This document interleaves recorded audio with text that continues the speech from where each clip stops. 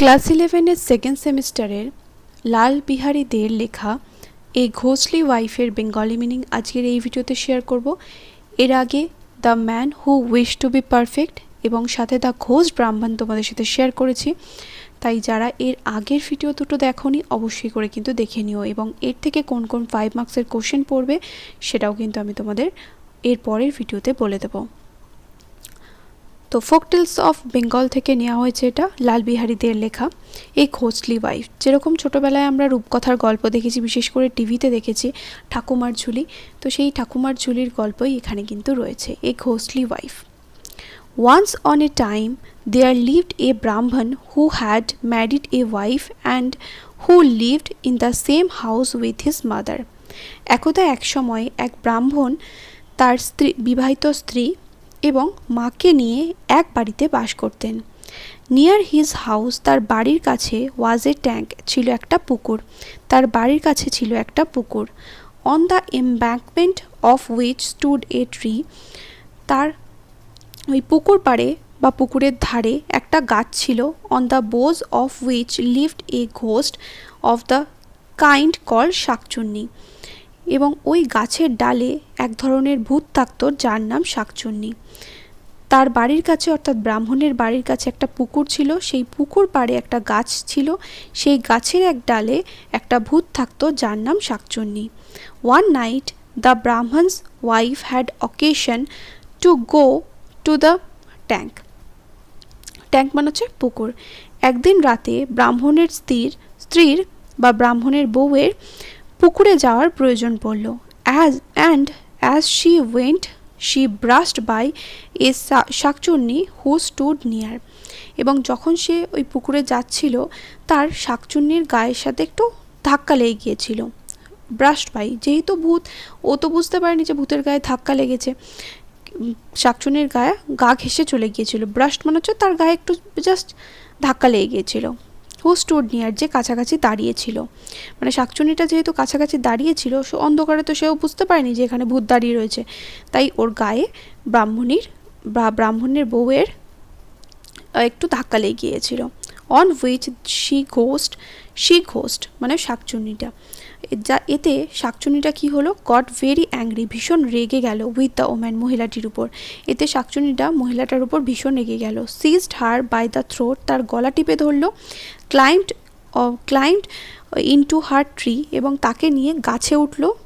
Thrust her into the hole in the trunk, এবং গাছের কোঠরের মধ্যে তাকে গুঁজে রেখে দিল, মানে গাছের যে কোঠর ছিল যেখানে সে থাকতো সেখানে ওই ব্রাহ্মণীকে বা ব্রাহ্মণের বউকে সে রেখে দিল আটকে।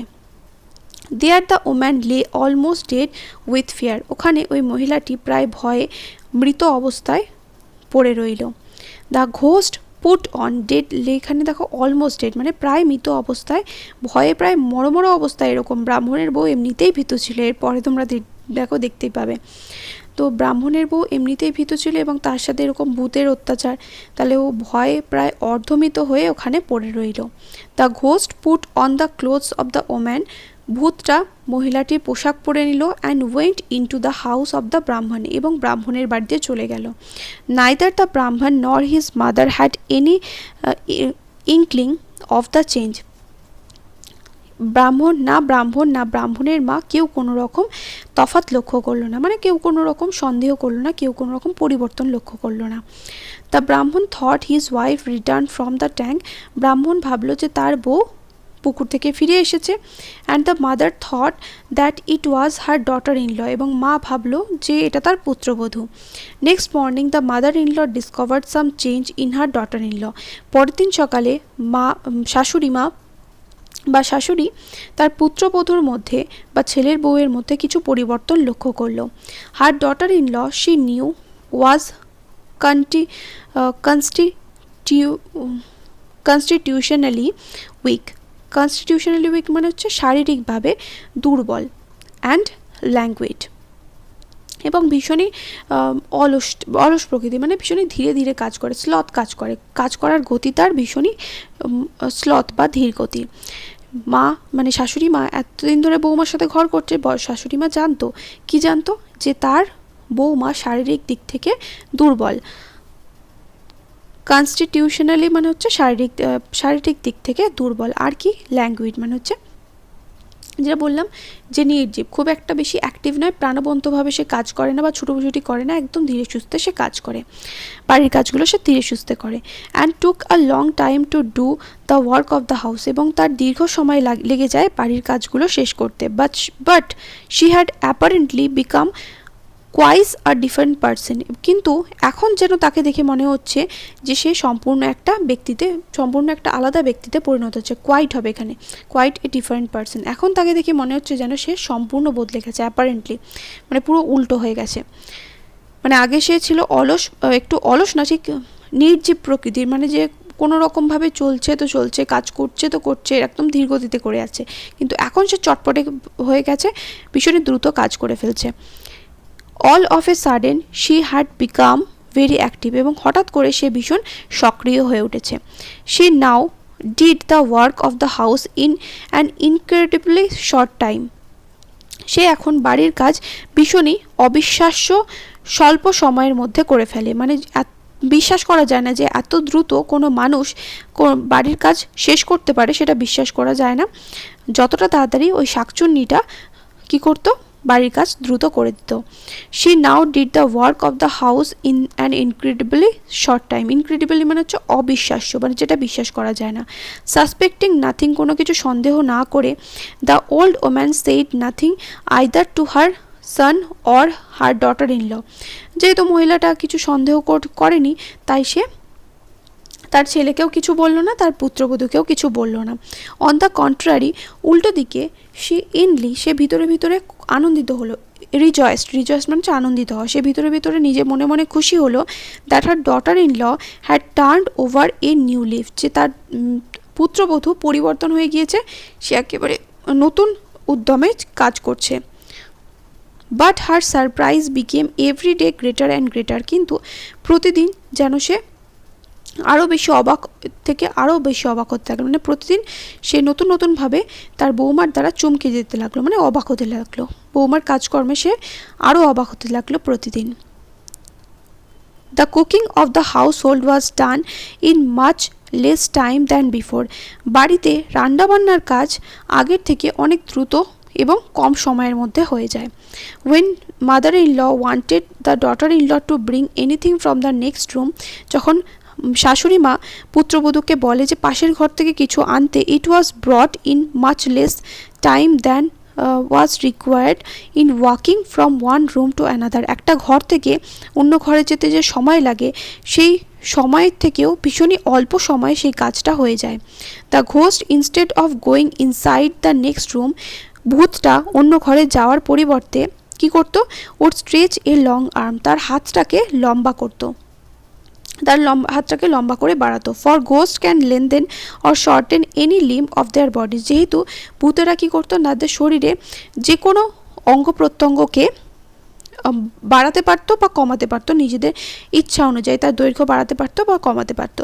সেরকমই ভূতরা কী করলো, তার লম্বা করে হাত বাড়াতো, মানে হাতের সাইজটাকে বা আকৃতিটাকে বাড়াতো, মানে লম্বা করতো।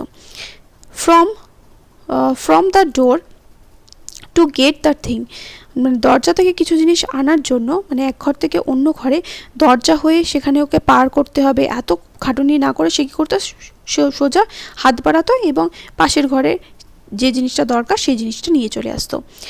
One day the old woman observe the ghost doing this, একদিন বৃদ্ধ মহিলাটি ভূতটিকে এরকম কাজকর্ম করতে লক্ষ্য করলো, মানে দেখে ফেললো যে এরকম কাজকর্ম সে করছে। She ordered her to bring a vessel from some distance, সে তার বৌমাকে আদেশ করলো যে দূরে একটা পাত্র রাখা আছে, সেই পাত্রটাকে নিয়ে আসতে।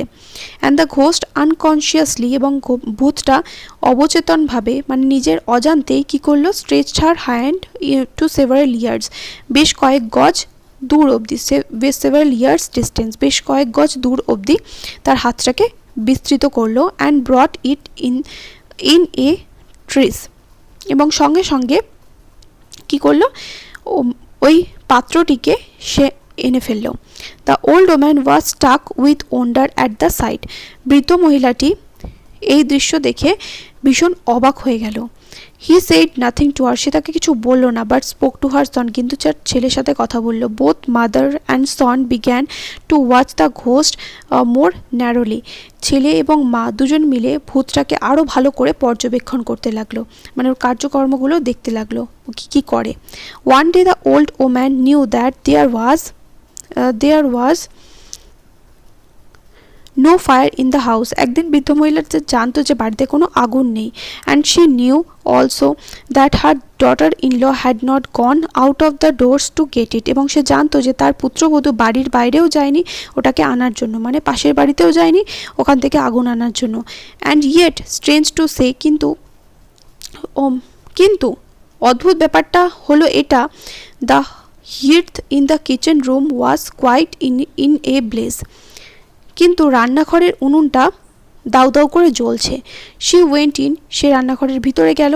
And to her infinite surprise, এবং ভীষণ প্রচণ্ড সাংঘাতিক অবাক হয়ে সে দেখলো found that her daughter in law was not using any fuel for cooking, সে দেখলো যে তার পুত্রবধূ রান্নার জন্য কোনো রকম জ্বালানি ব্যবহার করছে না, but had thrust in to the oven her foot, কিন্তু সে কী করেছে, তার পায়ের পাতাটাকে উনুনের ভিতর ঢুকিয়ে দিয়েছে।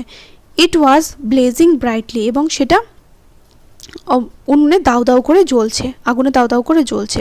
The old woman told her son what she had seen, বৃদ্ধ মহিলাটি তার ছেলেকে বলল যে সে কী দেখেছে। And they both concluded that the young woman in the house was not his real wife but a she ghost, এবং তারা মা ছেলে মিলে এটাই সিদ্ধান্তে পৌঁছালো যে ওই যে মহিলাটি তাদের বাড়িতে রয়েছে সে তার আসল স্ত্রী নয়, ছেলেটির আসল স্ত্রী নয়, বরং একটা শাকচুন্নি। The son witness those very acts of the ghost which his mother had seen, তার মা যে দৃশ্য দেখেছিল সেই একই কার্যকর্ম বা একই কাজকর্ম ছেলেটাও লক্ষ্য করল। অ্যান্ড ওঝা মানে হচ্ছে ওই তান্ত্রিক যাকে ভূত তাড়ানোর কাজে ব্যবহার করা হয়। And ojha was therefore sent for, তাই একটা ওঝাকে ডেকে পাঠানো হলো। The exorcist